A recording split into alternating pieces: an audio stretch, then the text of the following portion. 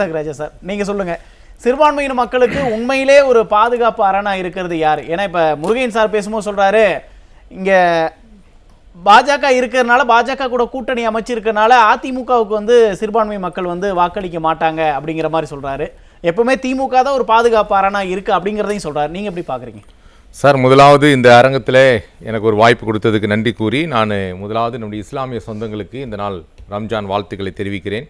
நம்மத்திலே மூத்த பத்திரிகையாளர் அருமையாக பேசினார்கள். அதிமுகவுடைய செய்தி தொடர்பாளர், காங்கிரஸ் செய்தி தொடர்பாளர், இதையெல்லாம் இவர்கள் இருக்கிற அரங்கிலே ஒரு கிறிஸ்துவ பேராயராக உண்மையாகவே கிறிஸ்துவ மக்களுடைய பிரச்சனை என்ன என்பதை தளத்தில் நின்று பேசக்கூடிய ஒரு நபராய் நான் இருப்பதனால் நான் சொல்லக்கூடிய கருத்து, இவர்களெல்லாம் அரசியல் ரீதியாக பேசினாலும் உண்மையாகவே இன்றைக்கு சிறுபான்மை மக்களுடைய இந்த பதிவை நான் அழகாய் பார்த்தேன். இதில் இருக்கிறதான 3 பாயிண்ட். சிறுபான்மை மக்களை கண்டுகொள்ளாத திமுக, அதை நீங்கள் அப்படி போடாமல் சிறுபான்மை மக்களை ஏமாற்றிய திமுக என்று போட்டிருந்தீங்கன்னா இதற்கு நல்ல ஒரு தலைப்பு இருந்திருக்கும். இதை கண்டுகொள்ளாதது அப்படின்றது வந்து ஏற்க முடியாது. ஏமாற்றிய திமுக இல்ல, அதுக்கு முருகையன் சார் சொன்னாரு, சிறுபான்மையின் மக்களுக்கு கொடுத்த வாக்குறுதிகளை திமுக அரசு நிறைவேற்றலனா கூட அவங்க ஆதரவு திமுகவுக்கு தான் இருக்கு அப்படின்றாரு. ஒட்டுமொத்த தமிழ்நாட்டுடைய கிறிஸ்துவ சிறுபான்மை, இஸ்லாமிய சிறுபான்மை மக்கள் மட்டும் இல்ல, அவங்க கட்சிக்குள்ள இருக்கிற சிறுபான்மை மக்களையே, சிறுபான்மை இன மக்களையே அவர்கள் வந்து இன்றைக்கு சொல்லுகிறார்கள், கிறிஸ்துவர்களுக்கும் இஸ்லாமியர்களுக்கும் திமுக தான் இன்றைக்கு அடைக்கலமா இருக்கிறது, பாதுகாப்பா இருக்கிறது. இல்லவே இல்லை. இன்றைக்கு திமுக கிறிஸ்துவ சிறுபான்மையும் இஸ்லாமிய மக்களும் பழி வாங்கி கொண்டிருக்கிறார்கள். அதுக்கு பல உதாரணங்களை நான் சொல்ல முடியும். கடந்த 5 ஆண்டு அமைச்சரவையில் எத்தனையோ அமைச்சர்கள் தவறு செய்தார்கள். ஆனால் தண்டிக்கப்பட்டது முழுவதுமாக சிறுபான்மை துறையை சார்ந்ததான, சிறுபான்மை சமூகத்தை சார்ந்ததான அமைச்சர் பெருமக்கள் தான். அதுல நீங்க எடுத்து திருப்பி பாருங்க. ஏன் சார் நிறைய அமைச்சர்களோட பதவி இல்ல சார், மாத்துறாங்க உடனே. இப்போ பிடிஆர் பழனிவேல் ராஜனுடைய அலிகேஷன் வந்தது, அவருக்கு துறையை மாத்தி கொடுத்தார்கள். ஆனால் அவர் அமைச்சர் பதவியிலிருந்து நீக்கவில்லை. அதே போல ராஜ கண்ணப்பன் மேல ஒரு குற்றச்சாட்டு வந்தது, அவருக்கு 3 முறை துறையை மாற்றி கொடுத்தார்கள். இங்க யார் இந்த சார் என்ற ஒரு பிரச்சனை வந்தது, அமைச்சரை மாற்றவில்லை. ஆனால் சிறுபான்மை சமூகத்தை சேர்ந்த அந்த கட்சிக்குள்ள இருக்கிற இதை திமுக இருக்கக்கூடிய சிறுபான்மை மக்கள் சிந்திக்க வேண்டும் என்பதற்காக நான் பதிவு செய்கிறேன். அப்ப ஏன் சிறுபான்மையின மக்கள் பிரதிநிதிகளை ஏன் திமுக அரசு தொடர்ந்து இந்த மாதிரி அவங்க வந்து எப்படி சொல்லுவாங்கன்னா, நாங்கள் பாதுகாப்பு, அரண், கோட்டை, நாங்க தான் அடைக்கலம், எல்லாம் தேவையில்லாத விளம்பரங்களை, தேவையில்லாத புது புது பெயர்கள்லாம் வைத்து எல்லாமே வந்து என்ன பண்ணுவாங்கன்னா, இன்னைக்கு நாங்க தான் கூட இருக்கிறோம். ஒரு நாள் இதே கருணாநிதி அவர்கள் நாங்கள் போட்டிருக்கிற இந்த வஸ்திரத்தை இழிவுபடுத்தி பேசினவர். அது யாருக்காவது தெரியுமா? இந்த வஸ்திரத்தை அவர் சொன்னார், இது வெள்ளடிக்கப்பட்ட கல்லறை என்று சொன்னார் இந்த அங்கியை பார்த்து. இன்றைக்கு சொல்லுகிறார், நாங்கள் தான் கிறிஸ்துவத்துக்கு எல்லாம் இருக்கிறோம், அடைக்கலமா இருக்கிறோம் என்று சொல்லியிருக்கிறாரு. இன்றைக்கு ஒரே ஒரு தன்னுடைய சுயநலத்திற்காக எத்தனை பேர் இன்றைக்கு பலிக்கேடாகி இருக்கிறார்கள். இந்த திமுக இருக்கக்கூடியதான அமைச்சரே, பொதுமக்களை விடுங்க, எத்தனை அமைச்சர்களை இவர் பலிக்கேடாயிருக்காங்க. ஏன் மற்ற அமைச்சர்களை ஏன் இது வரைக்கும் நீங்க மாற்றவில்லை? ஏன் துறையை பண்ணவில்லை? எத்தனையோ அமைச்சர்கள், எனக்கு என்ன அவர்கள் சொந்தமா பந்தமா? உங்களுக்குள்ள கட்சிக்குள்ள இருக்கக்கூடிய சிறுபான்மை மக்களுக்கே அங்க அங்கீகாரம் கொடுக்காமல் ஏமாற்றுகிறார்கள். அருமையான காங்கிரஸ் செய்தி தொடர்பாளர் மிக அழகாக சொன்னார்கள், பிஜேபி காங்கிரஸ் என்று சொல்லி சொன்னார்களே. இன்றைக்கு தமிழ்நாட்டுக்குள்ள இல்ல ஒட்டுமொத்த இந்தியாவுக்குள்ள நீட் வருவதற்கு யார் காரணம்? காங்கிரஸ் தானே காரணம். இன்றைக்கு காங்கிரஸ் இல்லை என்று சொன்னால் அன்றைக்கு நீட் தேர்வில் அன்றைக்கு கையெழுத்து போடும் பொழுது திமுகவுடைய காந்தி செல்வன் அமைச்சர் இருந்து தானே அன்றைக்கு நீட் தேர்வு கையெழுத்து போட்டார்கள். கச்சத்தீவை தாரை வார்த்தது யார்? இன்றைக்கு இப்படியெல்லாம் நீங்கள் விட்டு இன்றைக்கு சிறுபான்மை மக்களை வந்து நீங்க பிஜேபி வந்து அதிமுக கூட கூட்டணியாக இருக்கிறது என்று சொல்லி இப்படி ஏமாற்றுவது வந்து மக்கள் ஏமாற சிறுபான்மையின மக்களை திசை திருப்பறதுக்கான ஒரு முயற்சி. சார், திசை திரும்ப முடியாது சார். ஏன்னா இவங்க ஆல்ரெடி நிறைய ஏமாத்தி ஃபேக் கமிட்மெண்ட் கொடுத்து நிறைய பொய்யான நான் கேட்கிறேன், இந்த தலித் கிறிஸ்துவர்களுக்காக எத்தனை முறை இவர்கள் குரல் கொடுத்திருப்பார்கள்?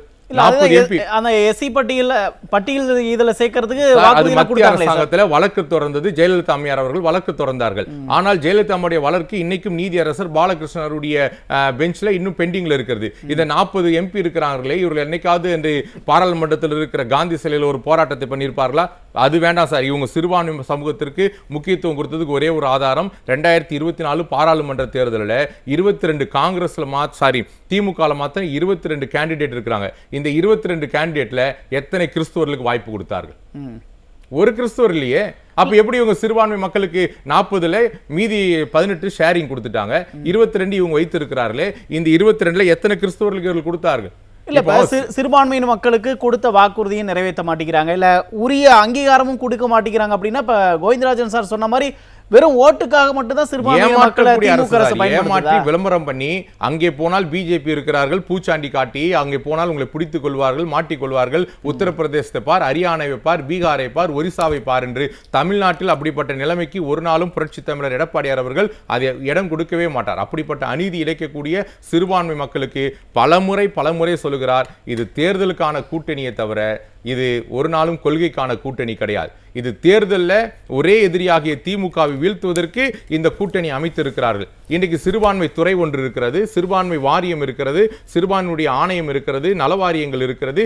இது போக சிறுபான்மை மக்களுடைய பொருளாதார மேம்பாட்டு கழகம், இந்த 5ம் தோல்வி அடைந்ததனால்தான் 6 மாதத்துக்கு முன்பதாக ஒரு சிறப்பு குழுவை அமைக்கிறார் முதலமைச்சர். இந்த சிறப்பு குழு எதற்காக? அப்ப இந்த 5 தோல்வி அடைந்து விட்டதா?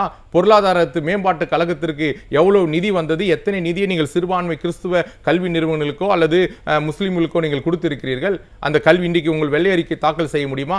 இன்றைக்கு வந்த நிதி எங்கே? போன நிதி ஆண்டில் 420 கோடி வந்தது என்று சொல்லுகிறார்களே, எத்தனை கோடியை நீங்கள் சிறுபான்மை மக்களுக்கு செலவு செய்தீர்கள்?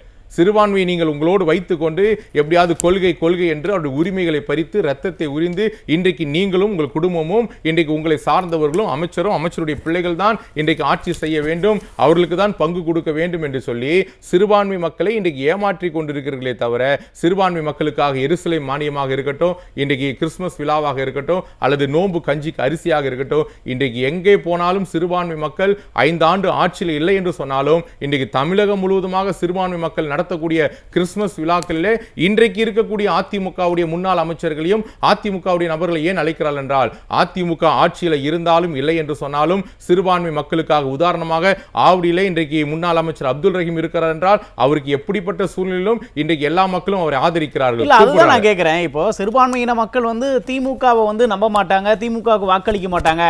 இன்னொரு பக்கம் அதிமுகவை நம்புறாங்க அப்படின்னு சொல்றீங்களா? அதை எதன் அடிப்படையில் கேட்கிறேன். அதிமுக மட்டும் எப்படி நம்புவாங்க? இல்ல அதிமுக என்ன செஞ்சிருக்கு சிறுபான்மையின மக்களுக்கு? அதிமுக என்ன செய்தது? நல்ல அழகான கேள்வி, நல்ல அழகா கேட்டிருக்கிறீங்க. எம்ஜிஆர் காலத்திலிருந்து, ஜெயலலிதா அம்மையார் காலத்திலிருந்து, எடப்பாடியாருடைய காலத்திலிருந்து அவர்கள் செய்த பிரச்சனை சார். இன்னைக்கு எங்களுக்கு தேவை மத சுதந்திரம் சார்.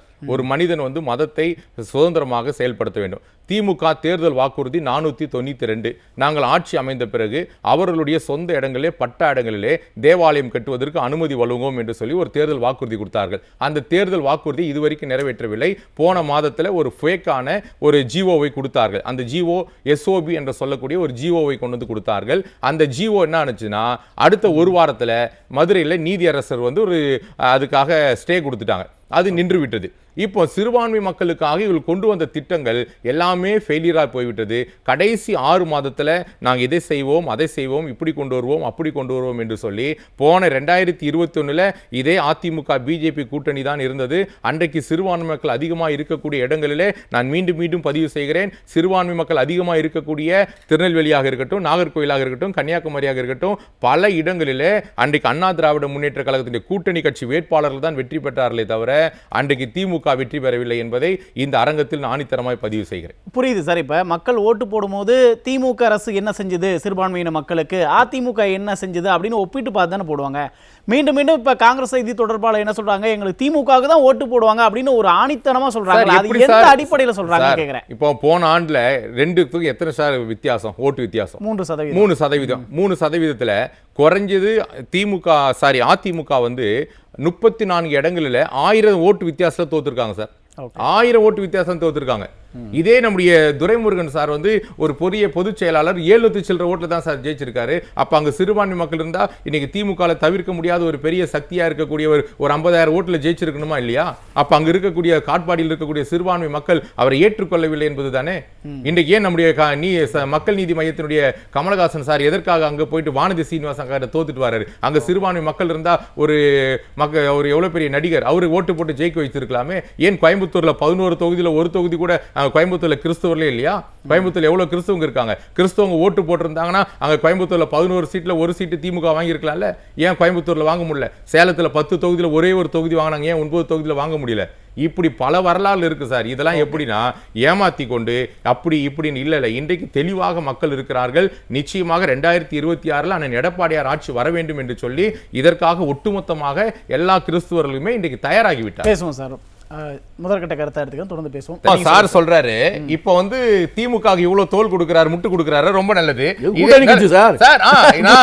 கூட்டணியில இருக்கக்கூடிய இந்த காங்கிரஸை சேர்ந்த செய்தி தொடர்பாளர் அண்ணன் பீட்டர் அல்போன்ஸ் அவர்கள் முன்னாள் பாராளுமன்ற சட்டமன்ற மூத்த ஒரு அவை, அவர் தமிழ்நாட்டுடைய சிறுபான்மைத்துறையினுடைய ஆணைய தலைவராக இருக்கும் பொழுது அவர் வந்து எதற்காக பதவி விட்டு தீக்கினார் என்றால் அவர் சொன்ன ஒரே ஒரு உண்மை.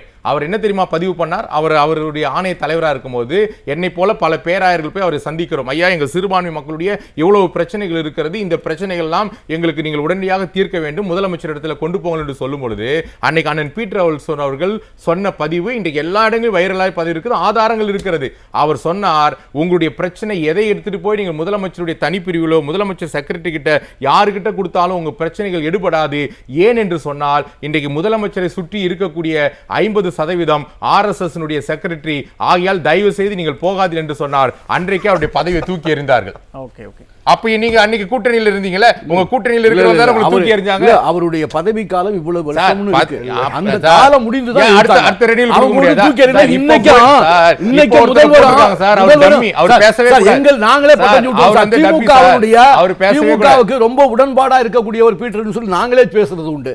அதனால இன்னைக்கு அவங்க ஒரு தமிழக வேண்டாம் என்று அவர் எப்படி சொல்லலாம்?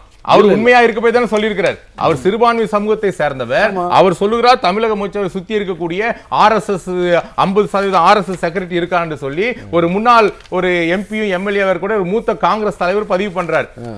அவரோட கருத்தை இன்னைக்கு சிறுபான்மை மக்கள் உணர்ந்துட்டாங்களா? திமுக அரசு சிறுபான்மை மக்களுக்கு எதிராக செயல்படுது அப்படிங்கறத தாராளமா அதை உணர்ந்து அது பெரிய இன்னைக்கு ஒரு ஷேக் ஆயிருக்கு சார். இன்னைக்கு தமிழகம் முழுவதுமே ஷேக் ஆயிருக்கு. போன கிறிஸ்துமஸ்ல ஒரு கிறிஸ்துமஸ் விழா நடத்தாம 5 கிறிஸ்துமஸ் விழா நடத்துறாங்க சார். பயம் வந்து விட்டது. இன்னைக்கு சிறுபான்மை மக்களுக்கு பயம் வந்து விட்டதுனால எல்லா இடமும் இவங்க கிறிஸ்துமஸ் விழா நடத்தி எப்படியாவது மக்களை இல்ல சார், அது முடியவே முடியாது. அவங்களோட நம்பிக்கை காங்கிரஸ் எங்ககிட்ட இருக்கு, மக்களிடம் போய் சேருமானால் இந்துக்கள் ஒருங்கிணைந்து திமுக ஆதரிக்க ஆரம்பிச்சிடும் சார். RSS உடைய பின்புலத்தை தான் ஆட்சி நடக்குது. ஒண்ணா சேர்ந்து போறாங்க சார். நீங்க பெரும்பான்மை இந்துக்கள் நீங்க சனாதனத்தை ஆதரிக்கிறாங்க. அப்ப திமுக மறைமுகமாக சனாதனத்தை ஆதரிக்கிறது. சிறுபான்மை மக்களுடைய பட்டத்தை தூக்கி கொண்டிருக்கிறோம். நீங்க என்ன சொல்றீங்க?